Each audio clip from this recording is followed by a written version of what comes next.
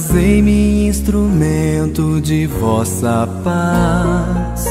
Onde houver ódio, que eu leve o amor. Onde houver ofensa, que eu leve o perdão. Onde houver discórdia, que eu leve a união. Onde houver dúvida, que eu leve a fé.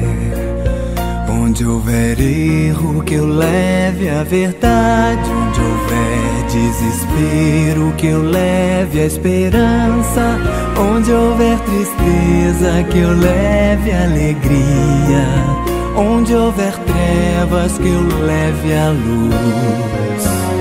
Oh Mestre, fazei que eu procure mais consolar que ser consolado, compreender que ser compreendido, amar que ser amado, pois é dando que se recebe, é perdoando que se é perdoado, e é morrendo que se vive para a vida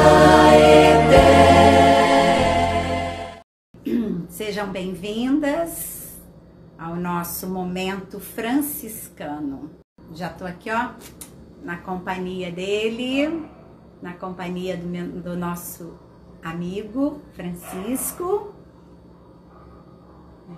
Já estou aqui também, ó, com a Cruz de São Damião, mas quem vai nos contar toda essa história será o Hugo. O Hugo, um jovem apaixonado por Francisco. Ele e a família dele, né, Juliane? Ele e a família dele. E aí a gente vai aguardar as pessoas chegarem, né, pra gente dar voz à história de Francisco no dia de hoje, na atualidade. Mês de outubro é o mês das missões para a Igreja Católica, né?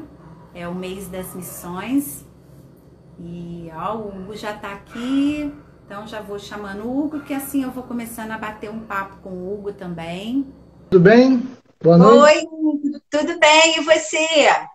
Paz e bem, como é que vai? Prazer. Paz e bem com Francisco e ó, com a Cruz de Damião, vinda de lá. Olha que especial. Chique, hein? Mas hoje quem vai dominar a live é você. Hoje eu vou ser só coadjuvante aqui, mas a gente vai esperar as pessoas entrarem. Beleza. Para participar. A live vai ser de Francisco, não nossa. A live vai ser de Francisco. E é engraçado, Hugo, porque eu gosto demais dele, né? Mas nunca me aprofundei tanto na história de Francisco. A gente conhece, eu conheço a história do dia a dia, aquela que a gente ouve falar. Mas em 2007, vou até te mostrar, eu ganhei um livro, tá em pedacinhos, ó. É um livro de 1948, uma edição de 48. O livro chama Os Santos que Abalaram o Mundo. Não sei se você já ouviu falar. E o tio do meu marido achou esse livro nos guardados dele. Ele estudou aqui em Lorena, em São Joaquim, naquele seminário que tinha ali. E ele escreveu assim: Valéria, a verdade por si só é indiscutível, mas a verdade tem a sua dimensão e às vezes só conhecemos parte dela e nos damos por satisfeitos. Eu acho que isso foi o que aconteceu muito comigo com o Francisco. Eu conhecia o santo, né, o Francisco bonzinho, o Francisco dos pobres, o Francisco dos cachorrinhos, e eu achava o máximo, né? E aí ele continuou assim: com certeza esse livro irá lhe acrescentar muitas coisas boas. Quando eu abri o livro, Os Santos que Abalaram o Mundo, Antão, Agostinho, Francisco, Inácio e Teresa. Antão eu não conhecia a história, fui ler e conhecer, tantos túmulos que ele viveu, como ele fugia dele mesmo e de todos os seus fantasmas. Agostinho, por si só, eu sempre fiquei muito apaixonada, muito pelo diálogo de Mônica e de Agostinho, aquela mãe conversar com aquele homem daquela maneira, e depois que ele se converteu, ela falou, agora não preciso fazer mais nada, posso morrer. Eu falei assim, eu quero ser Mônica para os meus filhos. E aí a gente vai na história de Francisco, que é o terceiro santo, Inácio e Teresa. Teresa é a beleza do êxtase da alegria. Aí eu peguei o livro, na época que ele me deu, e comecei a ler. Eu debrucei nas páginas velhas do livro, amarelas, empoeiradas, e aí eu fui me encantando e tomando posse da minha religiosidade, da minha espiritualidade, e tomando posse da beleza da Igreja Católica quando ela se refere aos santos. E aí a gente tem Francisco. E você, quando a Jodeane chegou na escola, né, eu curiosa, vi a cruzinha, perguntei, ela falou, não, eu sou católica, e eu e o meu marido trabalhamos, somos de... Aí eu falei, da onde? Ah, somos lá da Ordem Menor dos Leigos Franciscanos. Aí eu colei nela. Falei, essa aí que eu vou ser amiga, né? E sempre falando de você, do seu trabalho, a gente conversava muito rápido. O trabalho da Jodeane na escola é um trabalho franciscano, né? Porque se a gente não tem essa alma, se a gente não tem essa espiritualidade, como que você vai atender a inclusão? E eu comecei a ligar esses pontos. E aí eu quero saber, Hugo, quem é Francisco? Que homem é esse que não só nos encanta enquanto católicos, mas dia 4 de outubro agora foi o dia dele, e eu recebo mensagens de ateus, eu recebo mensagens espíritas, eu recebo mensagem de todo mundo homenageando este homem, né? Essa grandeza desse santo. Meu marido falou que estou sem testa, vou chegar para trás. E quem é Francisco? Primeiro, quem é Hugo, né? Vamos conhecer o Hugo. Bom, a primeira pergunta é muito mais importante que a segunda. Eu sou um professor daqui de Volta Redonda, sou casado com a Jodeane, pai do Antônio, que tem 7 anos, pai da Clara, que tem 3 anos, sou professor de História da rede de educação do Estado, também da rede privada, no curso de graduação de História também, e atualmente também estou estudando Teologia na Universidade de São Francisco, em EAD, que o polo é lá no ITF, em Petrópolis, onde é um grande centro de formação dos frades menores. Meu sonho sempre foi ter estudado Teologia lá, porque eu sempre também me encantei pela teologia, mas eu queria estudar a teologia franciscana, com um toque franciscano. E aí, agora com essa oportunidade, eu estou tentando, né? A gente tem um grupo de estudo, tem mais um irmão da fraternidade que faz também, e aí a gente está junto, nessa empreitada. E aí nós estamos nesse caminho, eu sou aqui também participante da comunidade eclesial Nossa Senhora Aparecida, no bairro Pim da Serra, na paróquia São Luís. E nós somos um pouquinho de muita coisa, né? De todo mundo que tem um toque na vida da gente. E a gente tem a nossa contribuição na missão, na vida, no dia a dia, com o desejo de semear e de viver aquilo que Deus planifica para nós, onde é que nós estamos, né? Então esse é o nosso caminho, a nossa busca. Então o franciscanismo para nós é um grande tesouro, e Francisco é uma definição muito difícil, porque nem numa live de 1 hora e nem talvez num curso inteiro, talvez uma vida inteira a gente gastaria para poder compreender a dimensão e a profundidade que é este homem, né? Então aí você mencionou bem, lembrando o nome desses grandes santos da igreja, que também, para além da igreja, né, Agostinho é um filósofo e é estudado também para além da igreja. A grandeza deles estava justamente nesse sentido do esvaziamento de si para a abertura total de Deus. E aí Deus, trabalhando na precariedade de todos eles frutificaram ainda mais. E foi esse também o caminho com Francisco de Assis, não foi diferente, né? E aí, como você disse, a maioria das pessoas, Francisco ele é um santo não é tão popular na ordem, por exemplo, como Santo Antônio, que é muito mais, às vezes, pelos milagres conhecidos e fica até um pouquinho, não digo acima, mas Francisco de Assis, ele é pouco conhecido na sua profundidade pelos próprios até fiéis católicos, da proximidade, da grande responsabilidade do seu carisma, da sua profundidade de mística e espiritualidade. E aí ele também rompe, ele vai para além dessa dimensão só religiosa do mundo cristão, e por isso ele é tão admirado. Mahatma Gandhi disse que era preciso ter um São Francisco a cada 100 anos para ajudar a humanidade a se regenerar, né? A gente vê a filosofia do Zen, né? Eu gosto muito de estudar o Zen, budismo, da escola japonesa, eles têm uma admiração por Francisco gigantesca. Todo mundo que vai a Assis, eu ainda não tive a oportunidade de ir, é nosso desejo grandioso, um dia fazer uma peregrinação a Assis. Todo mundo que vai a Assis sente uma experiência mística, porque diz que a cidade se respira na cidade um ar de uma experiência muito profunda. Então, é uma personagem histórica, é um ser de extrema grandeza, e que parece que ele é lá de 800 anos atrás, mas ele está muito tempo à nossa frente, né? Ele nasceu lá em 1181, na transição do século XII para o XIII, no momento turbulento da história da Europa, e ele está para além desse tempo, para além do nosso tempo, ele está muito mais à frente da gente, em muitas questões. Então Francisco é essa doçura, né, mas que foi amargura também, como ele vai dizer no caminho que ele vai fazer no passado. Até porque, né, quando a gente começa a ler a história de Francisco, é muito engraçado. Eu não consigo ver o Francisco até os 24 anos de idade.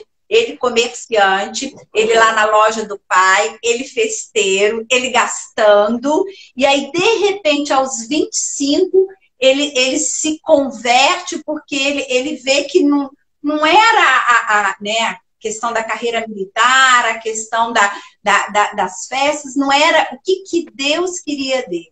Aí ele entra, né, Deus vira e fala para ele: reconstrói a minha igreja, né? E aí ele vai lá e faz aquela capelinha e acha que é a igreja das paredes, né? E vamos caminhando. E não é, né? É o que você falou, essa dimensão franciscana. Eu acho que a gente pode viver mais 800 anos e ele vai ser atual. Tanto que na época, né, se dizia que ele era páreo ali do Cristo, né? Tem um quadro dele que eu acho muito bonito, ele, né, a mão, eu acho que é de Petrópolis esse quadro, se eu não me engano, eu vi lá uma vez, o braço dele com o braço de Cristo, né? Porque na época se falava, é o novo Cristo, né? Porque ele conseguiu se despojar totalmente dele e se encher completamente de Deus. Fale para nós sobre isso. Então, esse caminho que ele vai fazer é um caminho de um processo doloroso, né? Ele nasce numa família que a gente chamava assim de alta burguesia, uma quase nobreza, porque o pai dele era muito rico, comerciante de tecidos. E quando ele nasce, o pai dele não estava em casa. A mãe dele que batiza o nome dele de Giovanni. Ele é chamado de Giovanni Battista de Bernardone. Quando o pai dele chega, ele basicamente dá um nome para ele para homenagear um pouco a França e a mãe dele, que era francesa. Mas ele era uma pessoa de personalidade muito gentil. E isso ele vai carregar para a vida toda, na formação, na educação que ele teve. Ele foi letrado, poucos daquela época estudavam. Ele estudou na Catedral de São Rufino, na igrejinha de São Jorge, Catedral de São Rufino, que era padroeiro de Assis. Ele aprendeu a ler, ele vai aprender as contas, né, as operações básicas, porque o pai era comerciante, e ele no futuro assumiria os negócios do pai. Mas chama a atenção o Frei Mazuco. Ele tem um livro que chama o Francisco, o Amor Cortês, o modelo de amor cortês, que vai trabalhar esse aspecto da dimensão da cortesia em Francisco, e essa docilidade que ele vai carregar e vai ser impregnado no carisma franciscano também. A questão da alegria, da abertura, do diálogo. Porque a gente às vezes é um pouco modesto em dizer que no franciscanismo a gente tem a pessoa de Francisco e o legado que ele deixou para nós completa muito.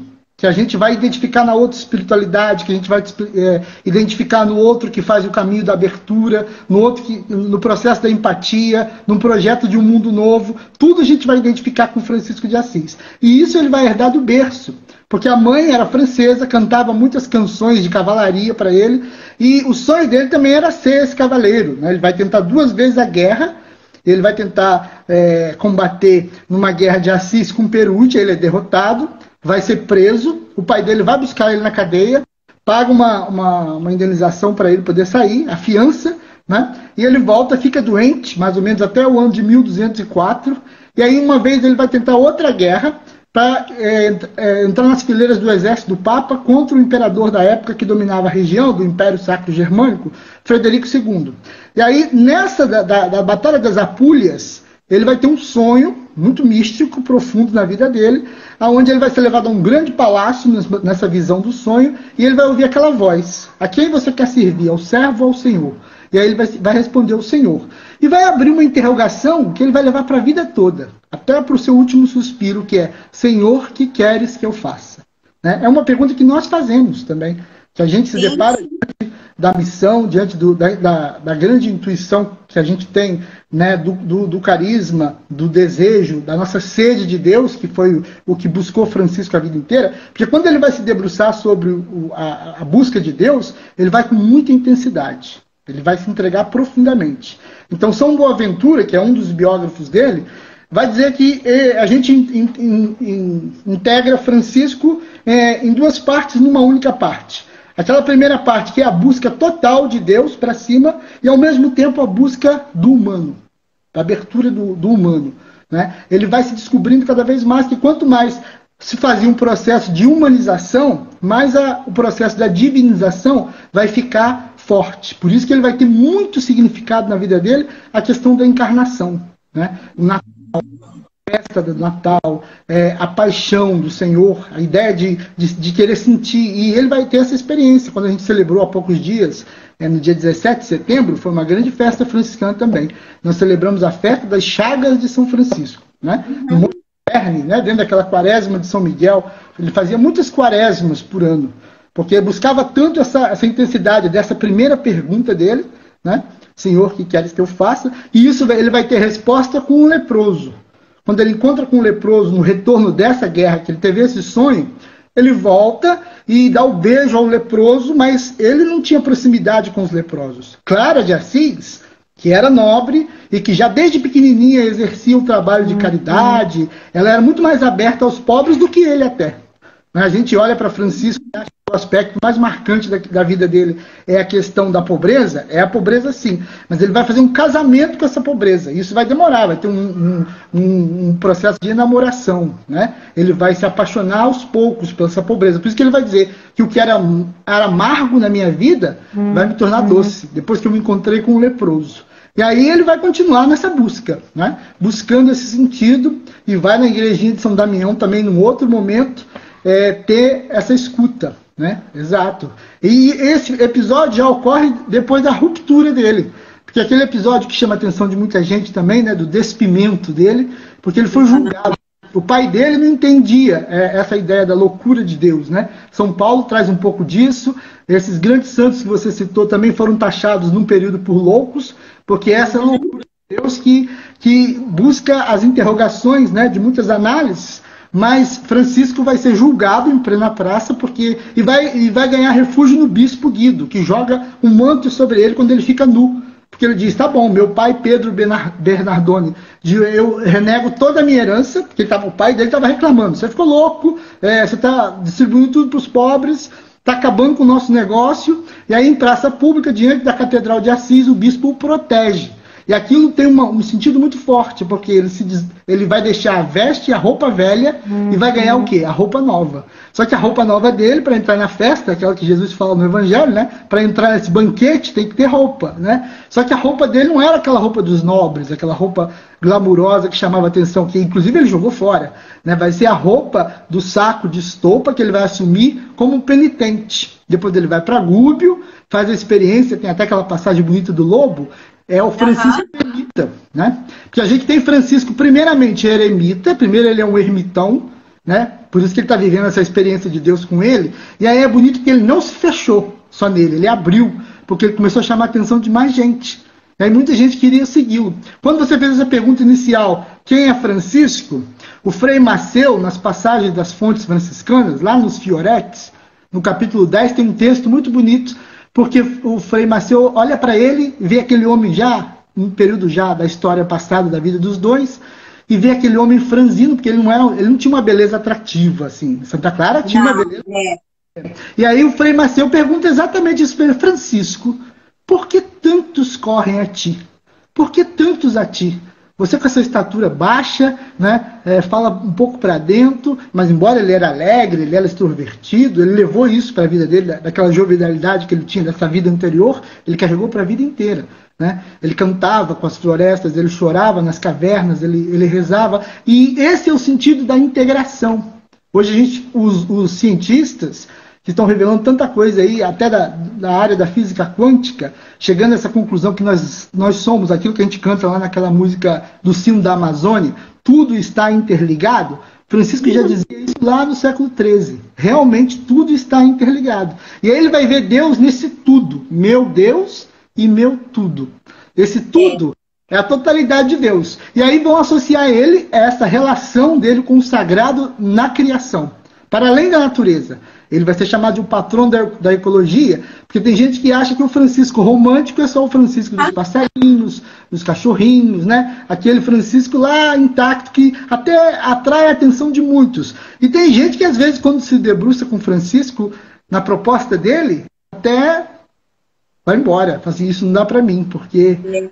Até porque é a questão da casa comum, né? É a questão da casa comum. Francisco é o que você falou, ele viu além, né? Ele é um santo.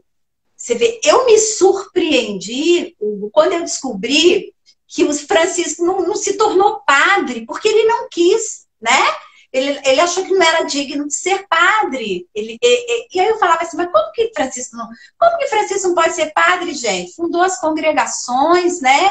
Tem as congregações franciscanas, aonde não cabia o sacerdócio para esse homem, né? E quando eu me deparei com isso, e é engraçado que eu fiz um vídeo e eu tinha falado sobre o sacerdócio e tal. Aí a irmã Lúcia, minha amiga, falou: Valéria, ele não era padre, ele não formou padre.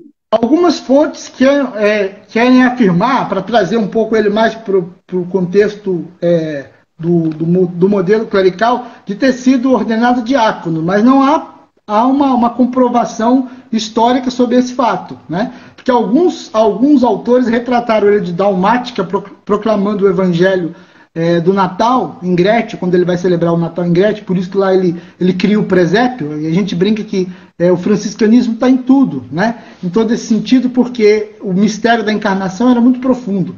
E quando ele vai então montar, querer retratar, para viver aquela experiência do nascimento do menino pobre, né? Que é o que vai atrair ele. Eu só conheço o Cristo pobre. E o aspecto dele de relação com a igreja, de uma relação de fidelidade, mas ao mesmo tempo de uma radicalidade que era escandalizante. Por isso que ele revoluciona o contexto, ele chega a incomodar. Ele vai ao Papa Inocêncio III, quando ele pede a proto-regra, que ela foi só aprovada pelo Papa verbalmente. Esse contexto do mundo medieval estava marcado por muitos movimentos heréticos, que já tinham movimentos de extrema pobreza, mas que às vezes se desvinculavam um pouco da questão da ligação com a comunhão, com a questão do próprio evangelho, né, com interpretações às vezes muito equivocadas. E aí havia aquele temor por parte do Papa de entender que esse movimento poderia ser mais um de um movimento herético. Então, a providência, como mostram as fontes, fez com que primeiro ele fizesse amizade com um cardeal da Cúria Papal de Roma, quando ele está andando pelas ruas de Roma, e ele vai dormir com os pobres na rua de Roma, com os mendigos, moradores de rua, antes de conseguir falar com o Papa. E aí ele tem audiência com o Papa por intermédio desse cardeal, que ficou amigo dele. E aí ele escuta, o Papa o escuta, e ele pede uma aprovação, porque diz, olha, o nosso grupo está começando, isso já era depois de 1209, quando ele deixa essa condição de eremítico, de sozinho, e começa a ganhar companheiros. O primeiro companheiro é Bernardo de Quintavalle, que era um dos homens mais ricos de Assis, e era amigo dele da juventude, do tempo que eles eram boêmios, que eles andavam pelos bares, que eles cantavam. E quando eles vão a Roma, eles vão numa alegria completa, cantando, dançando, e chegam lá, consegue essa audiência com o Papa manda ele então, vai então se deitar com os porcos, e ele obedece radicalmente, ele sai daquela audiência e vai estar com os porcos. E depois o Papa tem também um sonho, uma experiência mística, o Inocêncio III, que aquilo dá um estalo nele, onde ele sonha com a Basílica de São João do Latrão caindo e sendo escorada por um fradezinho, né, com aquela roupa mendicante. E ele faz essa associação e dá o retorno a Francisco, chama o grupo de volta e dá a eles a autorização só verbal. Diz, olha, se vocês crescerem muito, vocês vão ter que se organizar, né, e se estruturar. Mas Francisco era muito relutante com esse princípio, porque a intuição ela não pode ser tomada por completo pela instituição. Então, quando o projeto institucional suga demais a intuição corre risco. Então, o franciscanismo ele vai para esse sentido de ser além da força institucional, né? No final da vida dele, ele reluta, ele quer uma nova regra, mas ele não aceitou a regra de Agostinho, que já existia, ele não aceitou a regra de Bento, da época, que já existia, ele queria criar uma regra no sentido de ter uma proximidade gigantesca de se viver o Evangelho. Quando nós professamos, no nosso rito de profissão, a gente responde, é isso que eu quero, assim, é a resposta que ele vai dar, então, depois que ele escuta o Evangelho de São Marcos, na festa de São Matias, que ele escuta aquela passagem do Evangelho, não leveis nem bolsa, nem sandálias, nem duas túnicas, e aí ele escutava atentamente a palavra de Deus, ele escutava de verdade, intuía aquilo e queria levar aquilo a sério.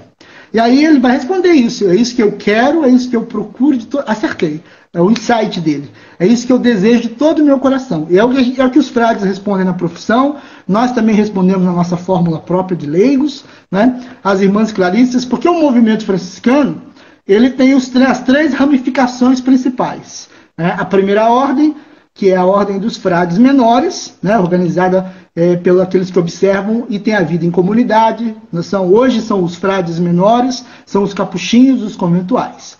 Nós temos a segunda ordem, que ele funda juntamente com Santa Clara, também fundada por São Francisco. Na época, isso foi conhecida como a Ordem das Damas Pobres, de São Damião. Elas foram morar na igrejinha que ele restaurou de São Damião. E o Papa Honório III aprova, a pedido também do mesmo cardeal amigo dele, uma regra para os leigos, para aqueles que eram casados, que eram viúvos e queriam segui-lo.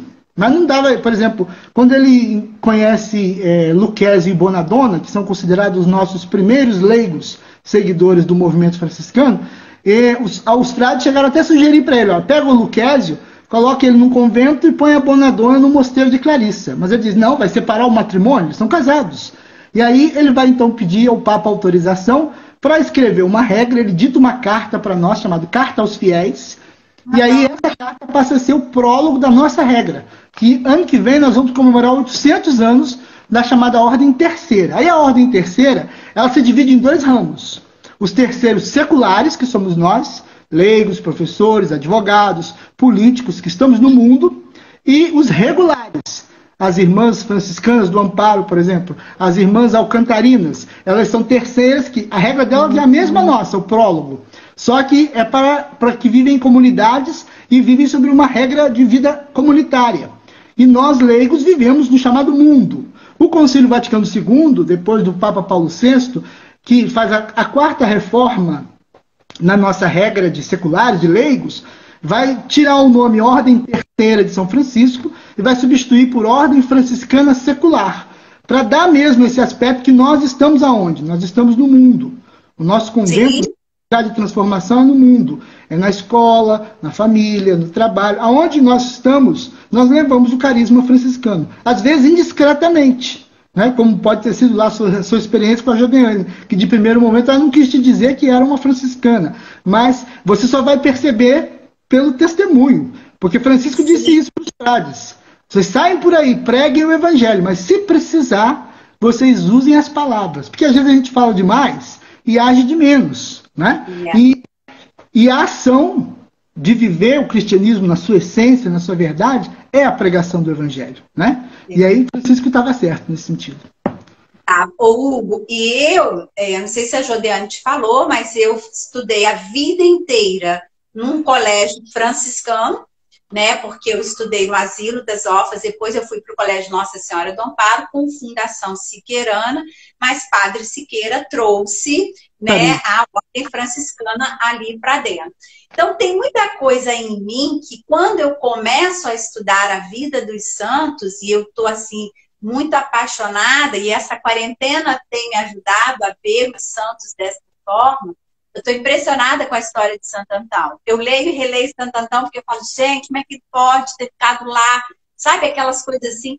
E aí, eu percebo em mim a questão da minha alegria, por exemplo, que é o único medo que eu tenho na minha vida é de perder a minha alegria. Eu tenho medo de perder a alegria, porque eu acho que a minha alegria é uma alegria franciscana, sabe? É uma alegria que está intrínseco, porque as irmãs, quando passaram pela minha vida, elas foram deixando isso em mim, né? Então, o mundo que habita em mim é um mundo franciscano, mas é um mundo que ainda eu desconheço na sua profundidade, mas fico feliz quando você coloca assim, a gente pode ficar mais de horas falando e a gente não vai saber quem é de fato Francisco, porque tem que ser no dia a dia. E aí, para beleza, né, da nossa... Quando João Paulo II morreu, eu morri um pouco junto, eu chorava, porque não ia ter nunca mais outro papa igual a ele. Veio Bento, né, na sua beleza, porque o Bento é belo, e aí a gente vem... É um teólogo de primeira, um conhecedor da nossa igreja, dos nossos documentos. Aí vem Papa Francisco, que também se despiu, né? Porque quando ele não quis o sapato, quando ele não quis nada daquilo, ele nos remeteu à história de Francisco.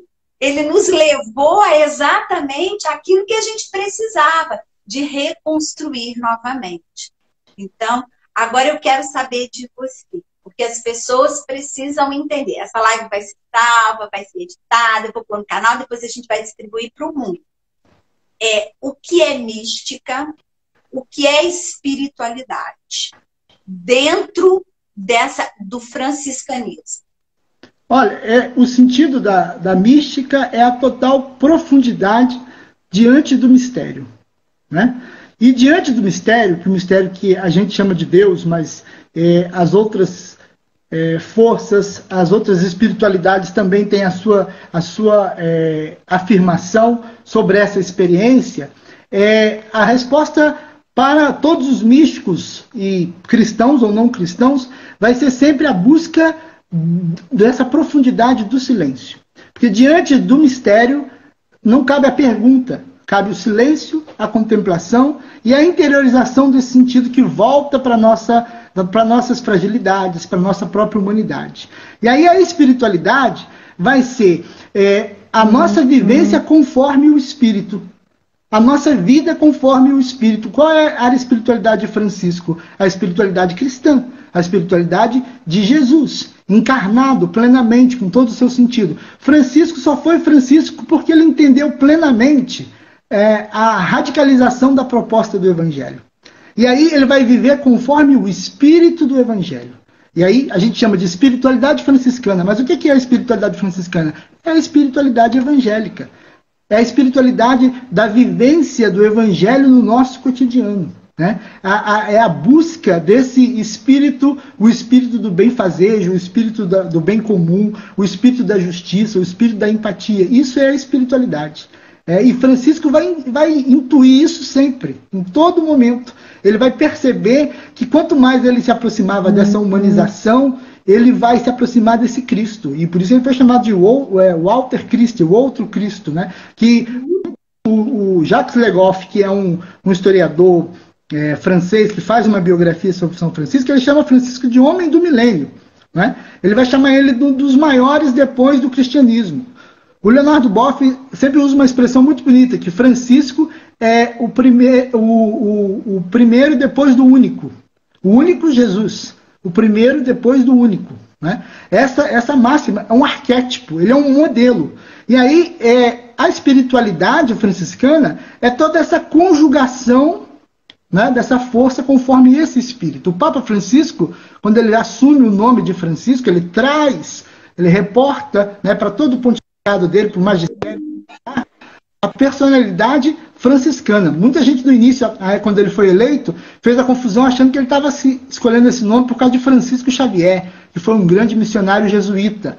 Mas não. Semana passada eu participei de uma live com a Maria Clara Birchmann, da PUC, e o Leonardo Boff, porque foi inaugurado no movimento impulsionado pelo Papa Francisco, antes mesmo dele fazer a edição dessa nova encíclica, a Revolução Laudato Si, que o Papa chamou os franciscanos e os jesuítas para fazer esta concretização dessa encíclica Laudato Si, e agora com a conjugação da nova encíclica. Por quê? Santo Inácio de Loyola, um grande jesuíta, ele bebeu também muita coisa da fonte franciscana. E o Leonardo Boff apresentou todo o arquétipo de São Francisco, e a Maria Clara Birchmann, que é de um grupo de espiritualidade inaciana, falou dos exercícios espirituais de Santo Inácio, e essa integração para esse movimento de transformação, né, que o Papa pede nessa nova encíclica. O que ele pede nessa nova encíclica? A abertura à fraternidade. Nós estamos com dificuldade de entender essa palavra. Né? Num tempo de tanto ódio, de tanta intolerância, nesse tempo desse vírus invisível aí do coronavírus, né? A gente tem visto muitos atos bonitos de solidariedade, mas ao mesmo tempo também a gente tem percebido muito fechamento, né? Muito lucro em cima da exploração dos pobres. E aí o Papa, nessa encíclica, chama atenção para esse princípio da abertura à vida fraterna, né? Para resgatar os verdadeiros valores essenciais do cristianismo, que casa com essa pergunta sua do início, essa ideia de que vai ser essa espiritualidade franciscana? A espiritualidade evangélica, a vida conforme o evangelho, o espírito do evangelho. Né? Sim, né? Pensar que Francisco amou, né, o presépio, a cruz e a Eucaristia, né? Aonde Jesus se faz tão presente. Quando a gente percebe, né, naquele presépio, Maria, José, Jesus nasce lá, naquele lugar, aquele Deus, aquele menino, caminha, né, morre na cruz por amor, porque tudo é por amor. Tanto que esse livro que eu te mostrei, ele traz, né, Francisco, santo do amor. E aí ele quer sentir as dores da cruz, né, quer sentir aquelas dores. E a beleza da Eucaristia. A Ionara colocou aqui que ela trabalhou, só fazendo uma referência a Ionara, que ela trabalhou 13 anos no Colégio Nossa Senhora do Amparo e trouxe para a vida delas as lições de Francisco e Clara e como as irmãs a ensinaram, que ela é grata eternamente. Assim sou eu. Né? A gente passa pela escola como funcionária, eu falo que ali no Amparo, território eucarístico, tudo remete a você lembrar e a você fazer menção desse Francisco e dessa Clara. Quando Francisco ama a Eucaristia, né? E aí eu me lembro que teve uma vez o Padre Léo, estava numa palestra do Padre Léo, o Padre Léo falou que ele não aguentava ver as pessoas indo para a fila da comunhão, comungar e voltar cabisbaixo, triste, que todos nós deveríamos ser como Francisco, alegres ao comungar Cristo, porque a gente se torna um só, né? E a radicalidade de Francisco é isso, ele se tornar um só em Deus. É as pessoas olharem para ele e ter essa percepção de que o Deus que habitava nele era imenso, né? E ele extrapola essa dimensão, né? Ele abre esse sentido. Quando ele intui a oração que nós fazemos até hoje, Senhor, nós vos adoramos aqui em todas as vossas igrejas que estás presente no mundo inteiro, porque pela vossa Santa Cruz remiste o mundo. Essa oração é a integração dele para além, para a abertura, né? para perceber que não era um fechamento só da sua intimidade, da sua intuição, mas sim para a experiência de que outros, que os irmãos pudessem fazer a mesma experiência nesse sentido, né, de colocar a Eucaristia como centro e estender esse sentido da dimensão da Eucaristia, que às vezes ficava só limitado no intimismo do indivíduo, que não se estendia isso, né, no seu dia a dia. Ele vai ter várias passagens nesse sentido, que vai retomar essa busca pelo sentido da extensão, né, da Eucaristia, da fragilidade, que ele vai dizer, o Senhor pequenamente escondido num pedacinho de pão, e de forma tão humilde e tão simples se dá como alimento pleno, né, a toda a humanidade nesse sentido. E são vários esses aspectos fortes dessa dimensão, sobretudo da partilha, né, da solidariedade. Ele vai intuir nesse movimento a extensão da Eucaristia a essa sua proximidade com os pobres. Quando ele faz esse caminho que deixa de ser amargo o contato dele com os leprosos, ele vai identificar também o Cristo pobre, né? O Cristo pobre. Francisco, quando ele sai pelas ruas de Assis, mendigando, ele levava bofetões, né? Ele não era bem acolhido pelas pessoas que até o conheciam. Naquele período, na Idade Média, não se havia banheiro, água encanada nas casas, havia urinol. E as pessoas, durante a madrugada, usavam, e quando ele batia de manhã cedo, de porta em porta, pedindo pão para ele e para os pobres, as pessoas jogavam nele as defecações, aquilo que utilizava nos urinóis, e os insultava, humilhava. Então, ele vai levar tudo isso e vai cantar poesias, vai cantar salmos, vai cantar louvores, mostrando que uma vez Frei Leão pergunta para ele, Francisco, o que é então a perfeita alegria? E aí ele vai dizer para ele, olha, é o sentido da gente viver essa experiência da paixão do Cristo abandonado, despojado, humilhado, e que muitos vivem e continuam vivendo essa humilhação e esse desprezo até hoje. Então ele vai chamar atenção para esse aspecto. O Papa Francisco, quando ele vai a Assis, ele faz um movimento inverso que Francisco fez lá atrás, em 1209. Francisco foi até o Papa. E agora um Papa na história vem até ao túmulo de São Francisco. É um movimento contrário. Eu participava de um grupo de espiritualidade de um bispo que morava num eremitério, lá nas montanhas de Leeds. Ele não era franciscano, não. Era carmelita, Dom Vital. E Dom Vital sempre usava uma frase, todas as vezes que a gente estava numa roda de conversa sentado no chão, e ele usava uma expressão muito bonita. Deus sempre se manifesta na história dos homens. O Papa Francisco é uma manifestação no tempo presente de agora e que às vezes muita gente não consegue ler. Até mesmo muitos católicos. É triste às vezes a gente afirmar isso. Mas ele é um homem que, para além, né, ele está dialogando, ele está abrindo, e com essa nova encíclica que ele traz toda essa carga, né, desse sentido eucarístico, de partilha de Francisco, de fraternidade, porque o que vai ser mais caro para Francisco é o sentido da fraternidade. É muito mais... é mais fácil você estender a mão, abrir o seu bolso para partilhar coisa com alguém do que você ser irmão de alguém de verdade. Ouvir, sentar, ter tempo, dar atenção, viver um espírito de partilha, viver com as diferenças, porque esse é o sentido da vida fraterna, que é o mais desafiante. Pode ser fácil você ser obediente, pode ser fácil você viver a pobreza, e aí a pobreza no sentido evangélico, né? Não é a pobreza da miserabilidade, do empobrecimento que a exploração tem gerado no mundo. Porque Francisco também denuncia isso. A espiritualidade franciscana não é doce nesse sentido, né? A pobreza que Francisco faz a opção e o caminho é a pobreza evangélica. Mas nós fazemos a denúncia porque o carisma franciscano é profético, né? Ele está aí mostrando, a Laudato Si mostra que os homens estão fazendo a terra gritar, com a devastação da natureza, com as queimadas, olha aí o Pantanal em chamas, olha a floresta amazônica, olha o aquecimento da terra. E esse vírus que nós estamos vivendo é um pouco da resposta do nosso planeta, né? Francisco lá atrás ele já intuía esse sentido, toda a criação. Laudato Si é inspirada no seu cântico, né? Do louvado seja, que ele vai demorar alguns anos para compor. E a estrofe final ele coloca na hora da sua morte. Mas quando ele chama todas as criaturas de irmão, é esse sentido da integralidade, né? E olha o que a gente está fazendo com o planeta hoje. Olha o que a gente está fazendo com as nossas relações, com a nossa maneira desenfreada de consumir, de trabalhar, né? A pandemia é esse momento histórico que a gente estava no acelerador a 400 km por hora e de repente surge um muro à nossa frente, para a gente não cair num abismo, para a gente se refazer.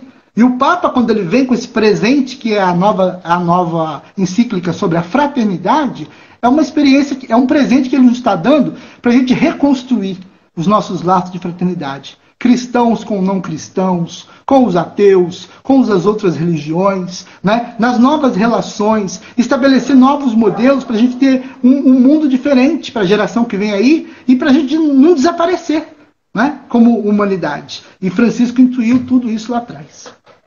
É verdade.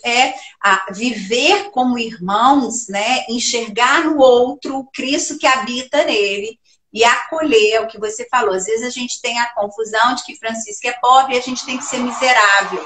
Não, de forma alguma. Isso eu sempre tive claro. Eu sei que a gente precisa de viver como irmãos, né? Acolher, abraçar, entender a vida do outro sem julgamentos, né? Sem essa presunção de que eu sou melhor, de que eu domino, ou eu chegar em determinado lugar e achar, me colocar acima de qualquer um. A espiritualidade franciscana, ela nos paralisa, né? Ela vem para nos paralisar. Opa, você pode ir até aqui, agora repensa, né? Vamos lá, para que você possa caminhar. E esse tempo, agora, esse tempo é cruel, nós estamos vivendo um tempo cruel, né? Estamos todos sofrendo, a humanidade está sofrendo, mas é um tempo de pensar, é um tempo de grande reflexão, é um tempo que todos nós, todos, é o que você colocou, todos, sem religião, mas é um tempo de que todos nós, como irmãos, na integralidade franciscana, a gente se reconhecer e a gente se abraçar no cuidado com o planeta, no cuidado com a família, no cuidado com os animais, no cuidado, né? O cuidado da casa comum. E eu preciso olhar para o outro que pensa diferente de mim, ele só pensa diferente de mim, mas ele é como eu, né? Enquanto pessoa, enquanto filhos de Deus, enquanto criação. E se a gente não fizer esse processo, realmente a humanidade está perdida, né? Como diz até o próprio Mário Sérgio Cortella, quando ele, acho que é ele, né? Quando ele diz, né, que filhos que eu quero deixar, que planeta que eu quero deixar, mas que filhos que eu quero deixar se o planeta ainda existir, né? Que planeta eu quero deixar para os meus netos? Eu que tenho aí 2 meninos, um de 24 e um de 20, né? O que eu quero deixar? E essa fraternidade franciscana, se nós soubermos viver, a gente vai agradar demais o coração de Deus. É um palpável para chegar ao coração de Deus, né? Que às vezes as pessoas, né, Padre Jonas fala, ou santos ou nada, e é fato. Mas que santidade que eu quero viver? A gente viu agora, né? Agora, dia 10, aí o Carlo Acutis, um menino que queria viver como Francisco, né, e morreu, e agora vai ser o beato, porque aquele menino também, um adolescente de 15 anos, já havia a possibilidade de viver essa espiritualidade franciscana. Então, eu penso que a gente precisa, sim, a gente precisa, como católicos, como pessoas, divulgar essa espiritualidade e dizer para o outro, é possível. É possível a partir do momento que você também vai se despir da sua vontade, se despir do seu desejo para viver em comunidade, né? E como você, Hugo, chegou a isso? Que momento da sua vida você falou assim, eu quero viver essa espiritualidade franciscana, eu quero viver uma ordem para leigos, eu quero casar e viver a minha casa nesse momento. Eu estou perdida da hora, você tem a hora aí? São 10:08.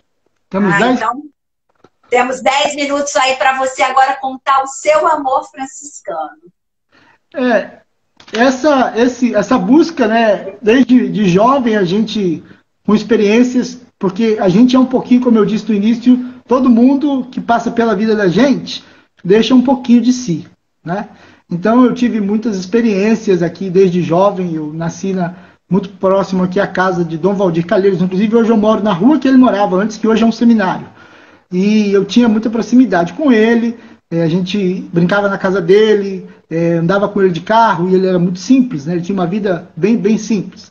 Mas eu passava sempre férias na casa da minha avó, em Valença, e o bispo de lá era franciscano, Dom Elias Mene, franciscano conventual, um americano, muito amigo meu.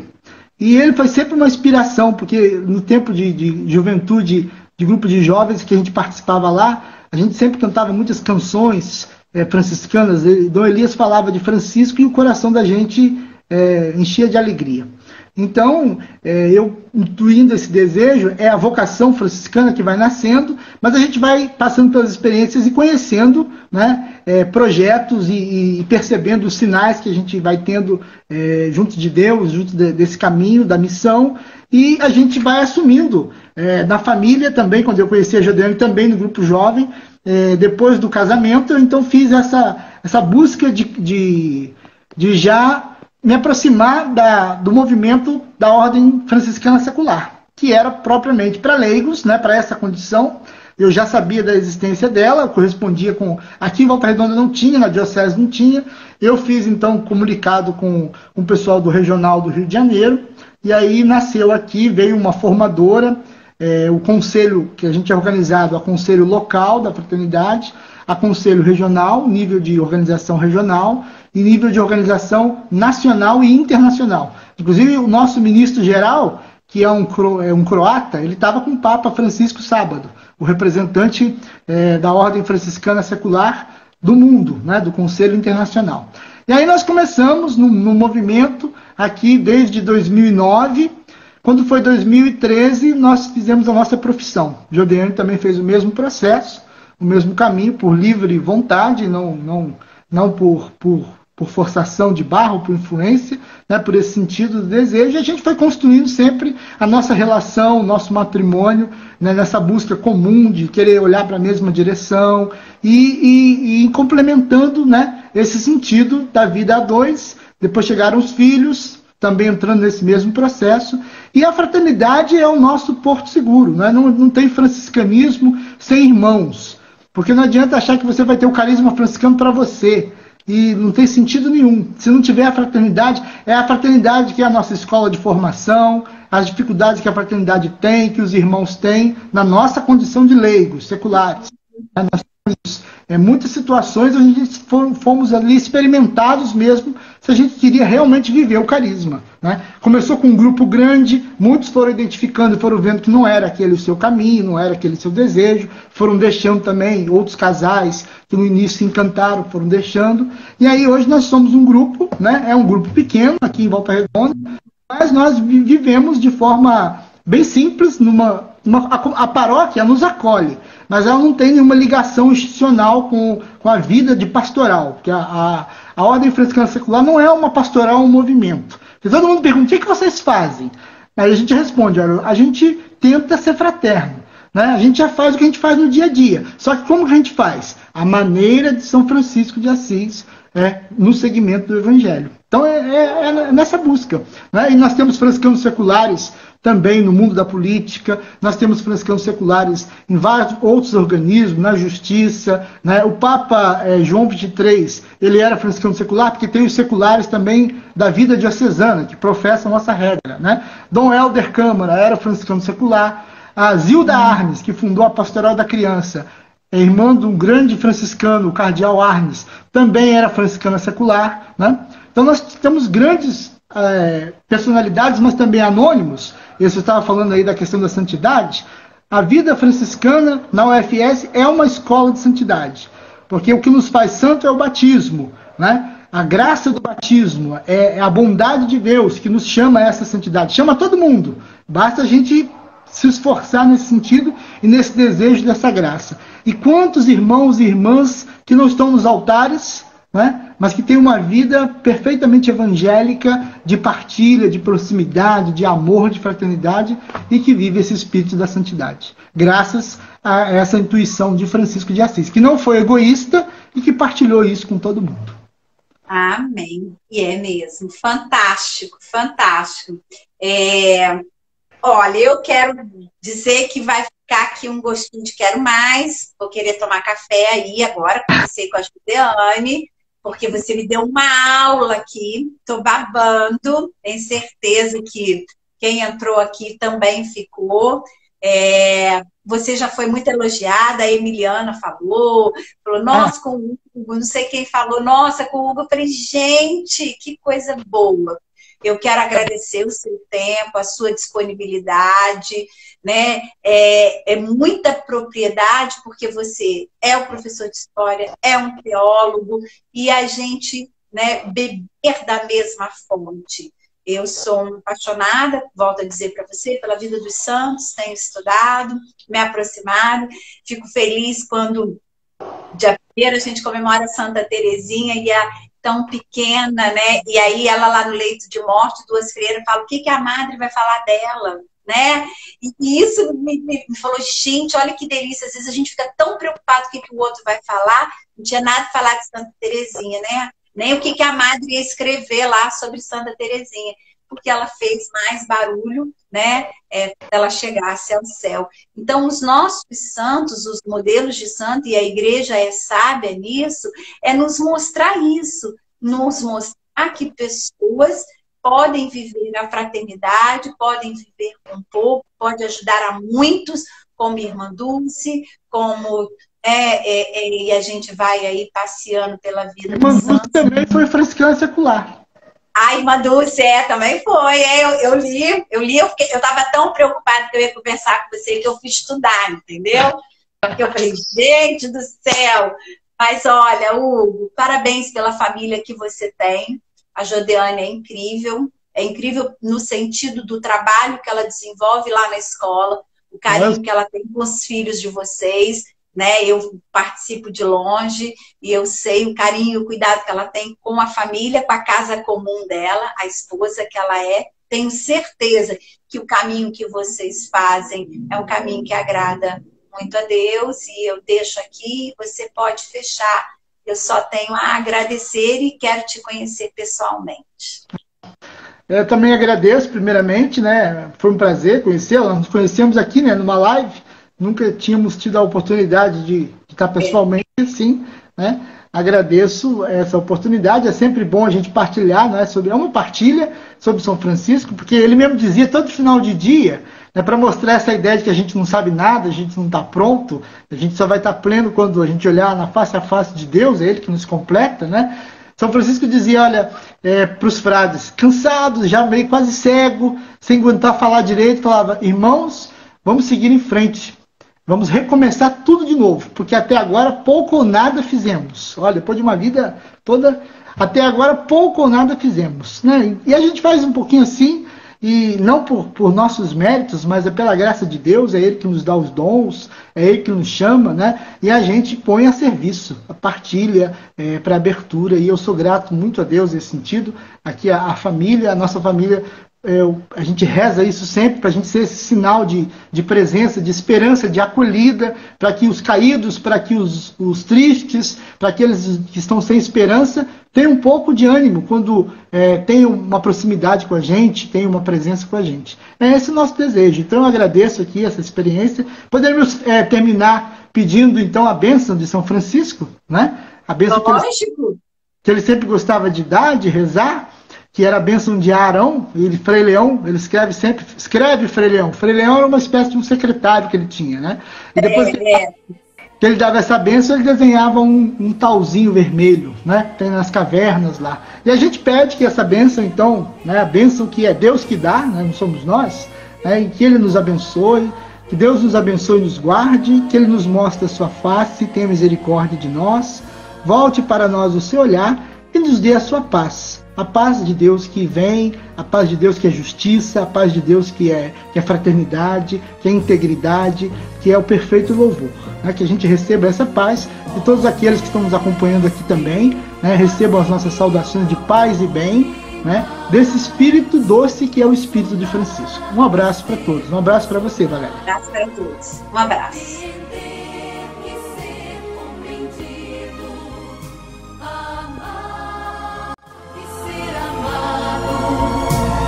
É dando que se recebe, é perdoando que se é.